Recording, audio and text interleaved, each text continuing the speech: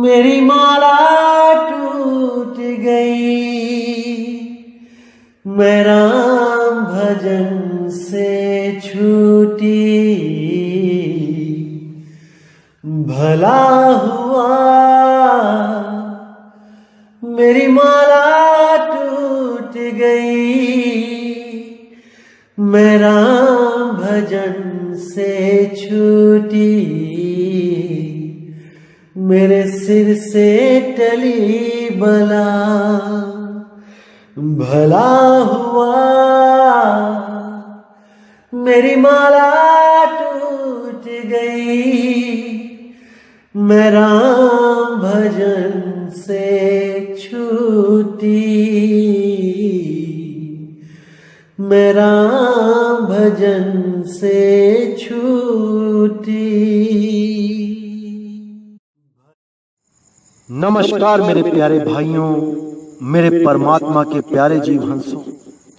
मैं हमेशा मालिक से यही दुआ करूंगा कि आप सब मेरे भाइयों का विवेक पहले से ज्यादा और ज्यादा और ज्यादा से ज्यादा बढ़ता ही जाए, और ऐसी कोई चीज ना रहे जो मेरे भाइयों के समझ में ना आए। हर चीज बिल्कुल क्रिस्टल क्लियर, एकदम साफ ऐसी हो जाए, और कोई भी मेरा भाई 1% भी भ्रमित ना हो पाए इन कालदूतों के द्वारा। ये जितने भी कालदूत बैठे हैं, एक भी मेरे किसी भाई को भ्रमित ना कर पाए, तभी मैं समझूंगा कि मेरा सत्संग करना सफल हो गया। अगर एक भी मेरा भाई भ्रमित होता है तो आप सोच भी नहीं सकते कितना दुख होता है, कि कितनी मुश्किलों से उसको उन पुराने जालों से निकाल के बाहर लाया था, और वो दोबारा किसी कालदूत के जाल में फंस गए। एक भी मेरा भाई भ्रमित ना हो, मैं बंदी छोड़ से यही दुआ करूंगा। तो भाइयों, बहुत खुशी होती है जब आप लोग भी मैसेज करके मुझे बताते हैं कि एक एक चीज क्लियर हो रही है, और जो हजारों सवाल 50-50 साल पुराने जो आप खोज रहे थे जिनका जवाब, वो इस सत्संग में आपको मिलते ही जा रहे हैं, और हर चीज बिल्कुल क्लियर होती जा रही है। इस बात की मुझे बहुत ज्यादा खुशी है, क्योंकि मेरे भाई ये एक जन्म ही मिला है, इंसान जन्म, हमें सत्य की खोज करने के लिए। हमारे मन में जितने भी सवाल आते हैं, बचपन से लेके बुढ़ापे तक, हमें उन सवालों के जवाबों की खोज करनी चाहिए। अगर हम नहीं खोजते हैं तो समझो हमने जन्म बर्बाद कर लिया।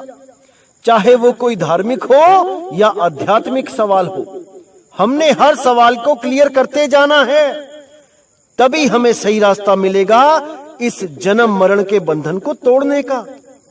नहीं तो हम बार बार इन्हीं 84 लाख जन्मों में भटकते रहेंगे, बार बार आते जाते रहेंगे, कोई फायदा नहीं उठा पाएंगे अपने इस अनमोल इंसान जन्म का। इसलिए मेरे भाई, हर चीज को अच्छी तरह समझना है, हर चीज को बिल्कुल ध्यान से समझना है, कुछ भी जल्दबाजी नहीं करनी है। धीरे धीरे रे मना, धीरे सब कुछ होए, माली सींचे 100 घड़ा, ऋतु आए फल होए। हर चीज धीरे धीरे होती है। अगर आपको नाम मिल भी गया है, सार नाम की बख्शिश हो गई है, फिर भी धीरज रखिए, धीरे धीरे सब कुछ होगा। ध्यान नहीं लगता है, कोई बात नहीं, करते रहिए, और फिर देखिए कैसे बंदी छोड़ दया करता है। ये सहज का मार्ग है मेरे भाई, हर चीज सहजता से ही मिलेगी। सबसे पहले आप सहज होना सीखो। तो मेरे भाई, हर चीज को समझना है और हर चीज को बड़े ध्यान से सुनना है, ग्रहण करना है। तो आज जो हम वाणी लेंगे वो कबीर सागर से लेंगे। तो क्या कहती है वाणी? अनुभव सागर तुम सन भाखा, समझ बूझ तुम दिल में राखा। धर्मदास जिन जानहु ज्ञाना, कलयुग केर चरित्र बखाना। कहूँ पुकार चेत रे भाई, ना चेते ममता बिगड़ाई। चेते हंस आए है द्वारा, नहीं चेते तेहि काल आहारा। तो साहिब यहां कहते हैं कि धर्मदास, तुमसे मैं अंबू सागर के विषय में बता रहा हूं, इसको समझ बूझ लो और दिल में रखो।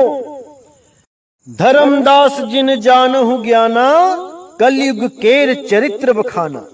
कि धर्मदास, जो भी इस ज्ञान को जानेगा उसको मैं कलयुग के चरित्र के बारे में बखान करता हूं, अच्छी तरह समझा देना। कहूं पुकार चेत रे भाई, ना चेते मम का बिगड़ाई। पुकार पुकार के कहता हूं जीवों को कि चेत जाओ मेरे भाई, चेत जाओ। अगर नहीं चेतोगे तो मेरा कुछ नहीं जाएगा, तुम्हारा ही नाश होगा, तुम्हारा ही जन्म बर्बाद हो गया, तुम्हें ही 84 में भटकना पड़ेगा। चेते हंस आए है द्वारा, नहीं चेते ते ही काले आहारा। जो भी जीव हंस चेतेगा वो हमारे द्वारे आ जाएगा, इस सत्संग से जुड़ जाएगा, इस पंथ से जुड़ जाएगा। नहीं तो काल आहारा, नहीं चेते ते ही काल आहारा। जो नहीं चेतेगा वो काल के गाल में चला जाएगा, वो काल का ग्रास हो जाएगा, जन्म मरण के चक्कर में युगों युगों तक भटकता रहेगा, निकलने का रास्ता नहीं मिलेगा।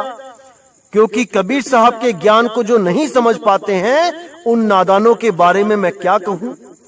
खुद तो डूबते हैं, लाखों करोड़ों को लेके डूबते हैं। तो मेरे भाई, हर चीज को अच्छी तरह समझो।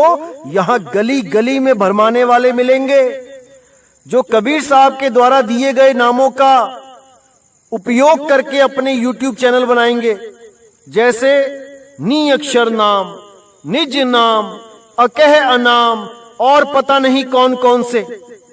ऐसे चालाक लोगों से बच के रहना है, जो नाम तो कबीर साहब के द्वारा दिए गए यूज करते हैं और कबीर साहब को ही अधूरा बताते हैं। अपने चैनल का नाम रखते हैं कबीर साहब के द्वारा दिए गए अक्षरों का, और उनको ही अज्ञानी जीव बता के उनका खंडन करके खुद को परमात्मा घोषित करने में लग जाते हैं कि हम आत्मज्ञानी हैं, हम स्वयंभू आत्मज्ञानी। ऐसा मूर्ख बना देते हैं ये लोग कि क्या बताऊं। आने वाले सत्संगों में इन सब की गहराई नाप के बताई जाएगी कि कितने पानी में हैं ये लोग। कबीर साहब को, नानक साहब को, सब संतों को मिथ्या करके ये महापुरुष बन बैठे। इन सब को इनका आईना जल्दी दिखाया जाएगा। तो आगे क्या कहती है वाणी? घर घर फिर बोलत ललकारी, करे मेहनती दंभ पसारी। वंश नाम नहीं नाहित जानी, आपन आपन मता बखानी। ममता है जहां तहां कली व्यापू, नहीं ममता तहां साहब आपू। ममता मोह दूर कर डारे, सतगुरु वचन सत्य उर्धारे। तो साहिब कहते हैं कि ये अधूरे गुरु, ये नकली गुरु घर घर फिरेंगे, बोलत ललकारी, घर घर फिरेंगे, सत्संग करते फिरेंगे ये लोग, और करे मेहनती दंभ पसारी।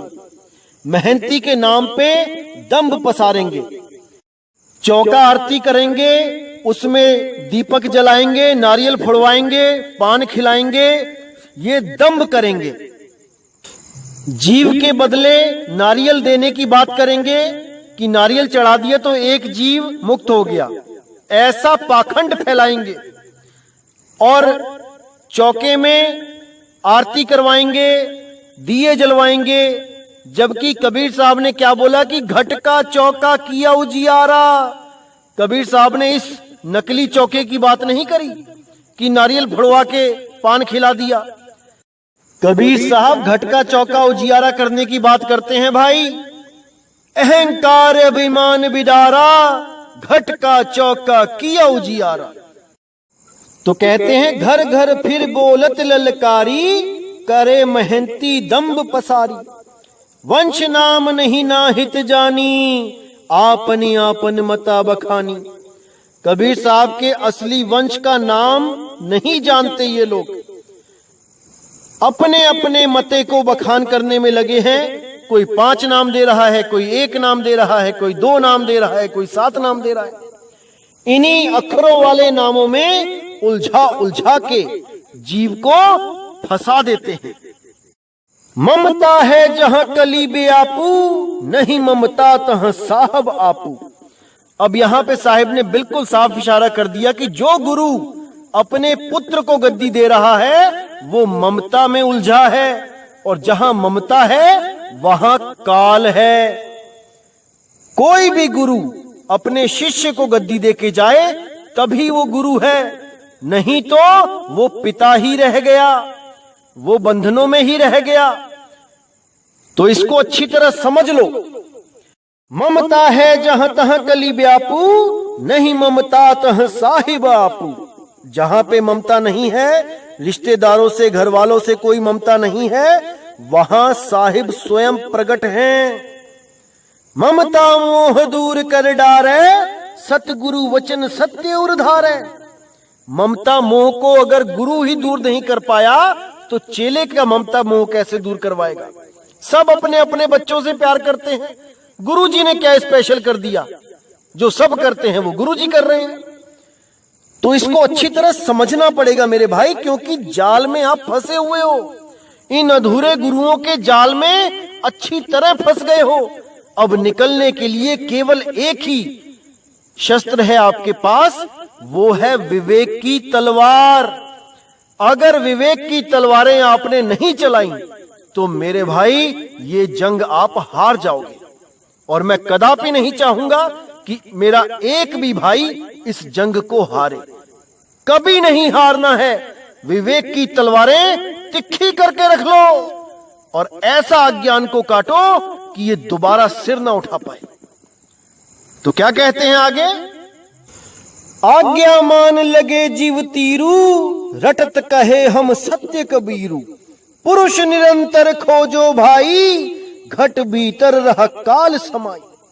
कितना क्लियर कह दिया साहिब ने कि जो आज्ञा मान लेगा मेरा, जो भी जीव मेरी आज्ञा मान लेगा उसको तीरू, उसको पार कर दूंगा।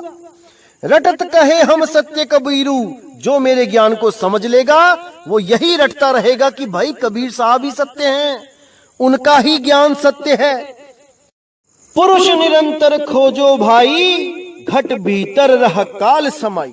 अब यहां पर दोनों घटों की बात कर दी कबीर साहब ने। एक घट जहां पे हमने पुरुष को खोजना है वो है आत्म घट, और एक घट जहां पे काल बैठा है वो है शरीर घट। तो इस घट में जहां काल बैठा है वहां क्या बोला कि घट भीतर रह काल समाई। और ये जितने भी दुनिया के गुरु बैठे हैं ये सब के सब इसी शरीर में इस काल को ही परमात्मा मान के जन्म बर्बाद कर रहे हैं, अपना भी और अपनी करोड़ों लाखों संगत का भी, क्योंकि इनको परमात्मा का ज्ञान ही नहीं हो पाया, उस घट की परख ही नहीं हो पाई जिस घट से परमात्मा की प्राप्ति होती है। तो साहिब ने बहुत अच्छा इशारा किया है यहां पे। केवल विवेकी भगत ही समझ सकते हैं इसको, बाकी जितने भी इंगला पिंगला सुषमना में ध्यान लगाने वाले हैं ये इन बातों को नहीं समझ सकते, क्योंकि ये अंदर ही जाएंगे, इनके पास और कोई ज्ञान है ही नहीं।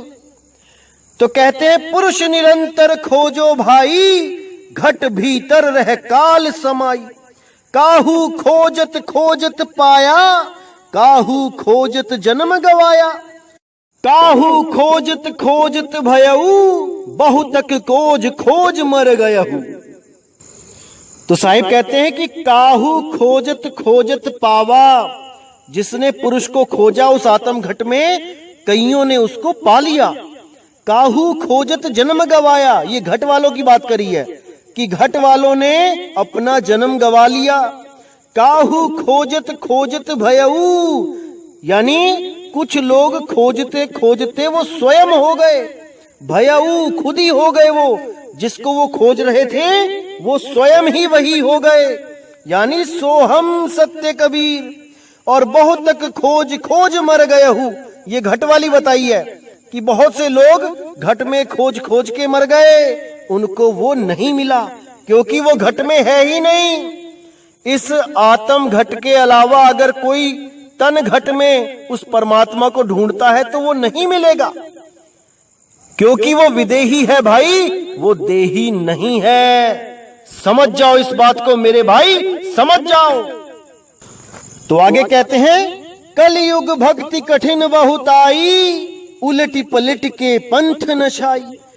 कलयुग जीव चतुरते नाशु, शब्द हमार न कर विश्वासु। अब कितना क्लियर बता दिया इन्होंने कि कलयुग में भक्ति बहुत कठिन होगी। क्यों? क्योंकि ये उलट पलट के पंथ नशाई, ये जितने भी अधूरे गुरु आएंगे ये पंथों में मेरे ज्ञान को उलट पुलट देंगे, ये आपको भ्रमों में डाल देंगे। ये कहेंगे कबीर साहब मंत्र देते थे, मंत्रों के द्वारा मुक्ति करवाते थे, श्वासों का जाप करवाते थे, अनहद नाद सुनवाते थे, पता नहीं क्या क्या बोल के भ्रमित करेंगे। तो कहते हैं कलयुग जीव चतुरते नाशु, ये जितने भी चतुर जीव हैं कलयुग के, ये सब गलत रास्ता बताएंगे और नाशु जीवों का नाश करेंगे। ये जितने YouTube चैनल अब बनने वाले हैं और बने हुए हैं जो हमारे खिलाफ बोलते हैं, ये वही चतुर जीव हैं जो आपका जन्म बर्बाद करने के लिए कमर कस चुके हैं। लेकिन मेरे भाइयों, एक एक चीज को अच्छी तरह समझते रहना, वरना ये लोग अपना दांव खेल जाएंगे और आपका ये अनमोल जन्म हमेशा हमेशा के लिए बर्बाद हो जाएगा। आपको ये लोग कहेंगे श्वासों का जाप करो, सोहंग सोहंग करो, ओहंग ओहंग करो, ओम सोहम सत्य कबीर करो। मेरे भाई, इस भ्रम में मत फंसना, मत फंसना, मत फंसना, नहीं तो स्वयं कबीर साहब भी आके नहीं बचा पाएंगे, क्योंकि उन्होंने वाणियों में पूरे संकेत कर दिए हैं कि वो कैसी भक्ति करवाते हैं।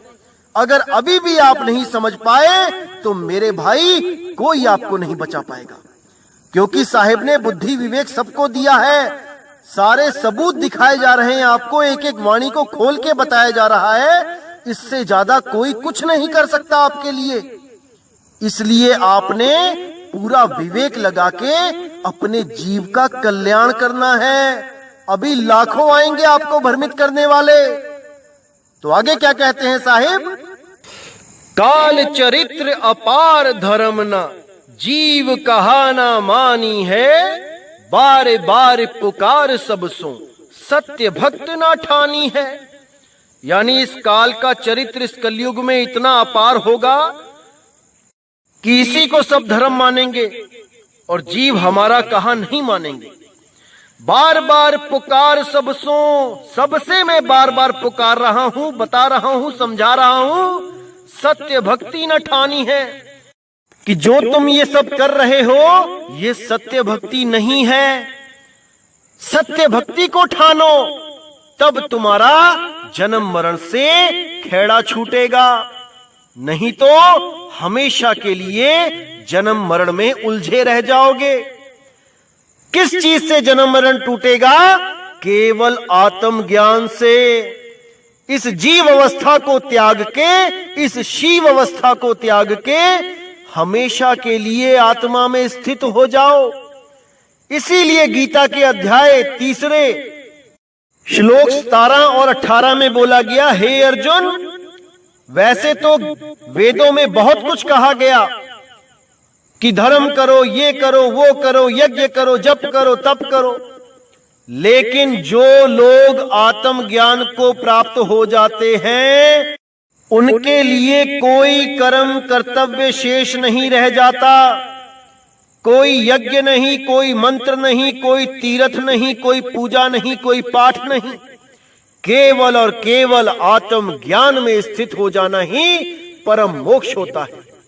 और जो लोग आत्म ज्ञान में स्थित हो जाते हैं वो किसी अन्य जीव पर निर्भर नहीं रह जाते कि कोई आएगा उन्हें बचाएगा, उन्हें सतलोक ले जाएगा, उन्हें अलख लोक ले जाएगा, उन्हें त्रिकुटी से पार कराएगा। वो स्वयं ही आत्मदेव हो जाते हैं, समर्थ पुरुष हो जाते हैं।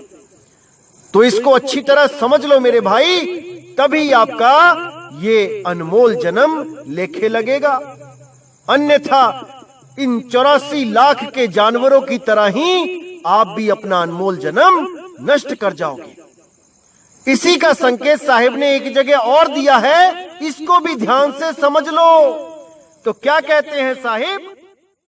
धर्मन सुन ही शरीर विचारा, पुरुष नाम काया ते न्यारा। प्रथम ही मूल कमल दल चारी, तह रहु देव गणेश पसारी। विद्या गुणदायक तेहि कहिए, षटदश अजपा ध्यान सुलहिए। अब यहां पर सीधे बता दिया कि हे धर्मदास, मैं तुम्हें शरीर का विचार करके बताता हूं कि क्या है इस शरीर में और क्या है शरीर से न्यारा।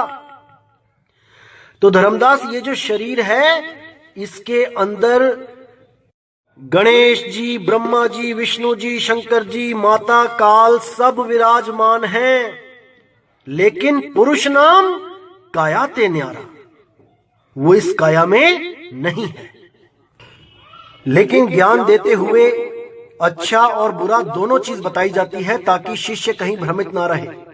इसलिए साहिब ने मूल कमलों का भी जिक्र किया, लेकिन शुरू में ही बोल दिया कि पुरुष नाम काया ते न्यारा। पुरुष का नाम लेने के लिए, पुरुष को ध्याने के लिए, पुरुष को प्राप्त करने के लिए काया में जाने की जरूरत नहीं है।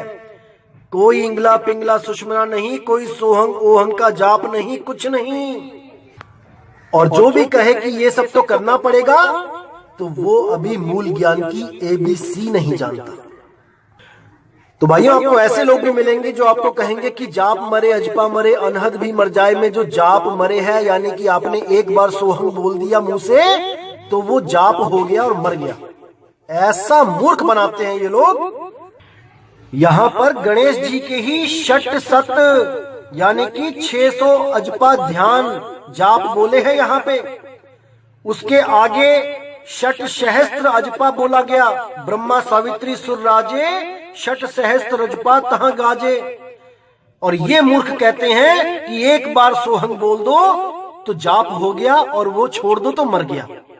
ऐसा मूर्ख बनाते हैं ये लोग। अरे मेरे भाई, जाप एक बार बोलने से नहीं होता, जाप जप जप के सिद्ध करने होते हैं, तब वो जाप कहलाता है।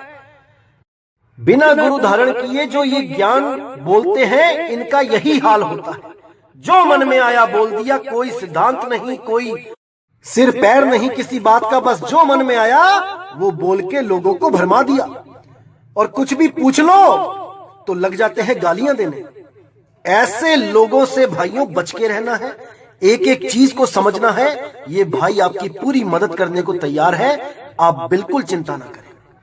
तो यहाँ पे 2 घट का जिक्र आ गया कि धर्मन सुनहु शरीर विचारा। एक तो शरीर घट का विचारा सुन, जिसमें मूल कमल है, जिसमें सावित्री ब्रह्मा है, जिसमें हरि लक्ष्मी है।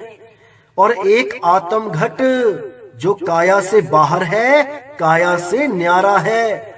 उसका भेद बिना सतगुरु के कोई नहीं प्राप्त कर सकता, कोई नहीं प्राप्त कर सकता। इसीलिए साहिब ने बोला, गुरु बिन माला फेरते, चाहे वो हाथों में माला फेरे, चाहे वो श्वासों की माला फेरे, क्योंकि ये लोग बिना गुरु के किताबें पढ़ के, ग्रंथ पढ़ के सोहम का अजपा जाप करने लग जाते हैं। इसीलिए बोला साहिब ने, गुरु बिन माला फेरते, गुरु बिन देते दान, गुरु बिन दोनों निष्फल है, पूछो वेद पुराण। पर इन लोग को ये बातें समझ में नहीं आती। तो मेरे भाइयों, आप लोग ने भरमना नहीं है, एक एक चीज क्लियर कर दी जाएगी आने वाले सत्संगों में। बस धैर्य के साथ हर चीज को समझने की कोशिश कीजिए। और कोई सवाल होता है, मुझे आप मेल कर सकते हैं, मुझे फोन कर सकते हैं, मैसेज कर सकते हैं, आपको जरूर शंका का समाधान किया जाएगा, आप बिल्कुल चिंता ना करें। तो इसी के साथ दोस्तों मुझे विदा करें। जय गुरु बंदी छोड़ वैराग साहिब, जय गुरु बंदी छोड़ बाबा मदन साहिब, जय गुरु बंदी छोड़ बाबा नानक साहब, बाबा रविदास जी, मेरे सभी संत। जय गुरु बंदी छोड़ सतगुरु सत्य कबीर साहिब की सदा ही जय हो, सदा ही जय हो मेरे मालिक की साहिब बंदगी सपना।